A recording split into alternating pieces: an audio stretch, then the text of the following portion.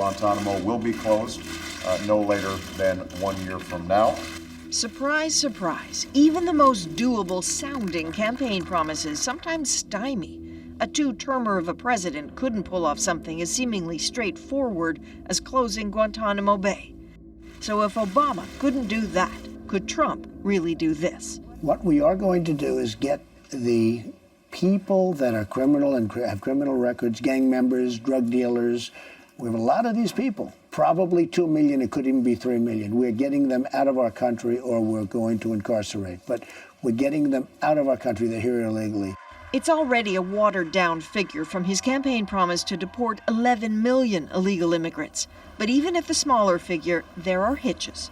Firstly, where did that 2 to 3 million figure come from? Probably from a 2012 report from the Department of Homeland Security, which suggested there might be 1.9 million people in the United States who are undocumented and have criminal records. Fine, but the problem is that report isn't definitive. The Migration Policy Institute did the math, found that half those people have green cards, which means they are documented, which also means the real number is probably closer to 800,000.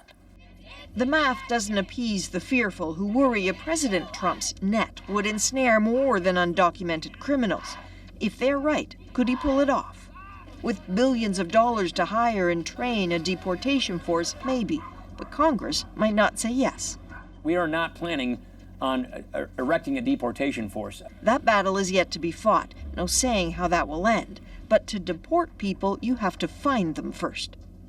Dozens of U.S. cities suggest they won't cooperate with Trump and snitch on their residents.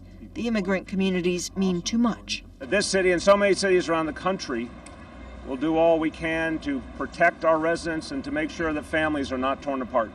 That defiance could cost. Donald Trump suggested he might punish them by cutting off federal funding. That, too, may be easier said than done. What is certain is the anxiety about the threats.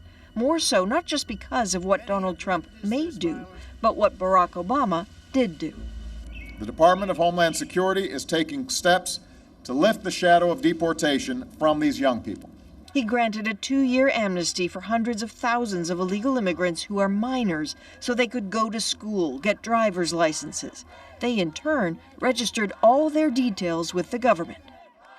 So imagine being Rosa Barrientos. She and her parents risked all to get to the U.S. from Mexico, her education always their priority. She signed up enthusiastically for Obama's plan, is going to school, and now questioning if she should have been so trusting. At this point, for my family's safety, there is a part of me that does regret it because in giving my information, giving my address, it's like giving away where my parents live.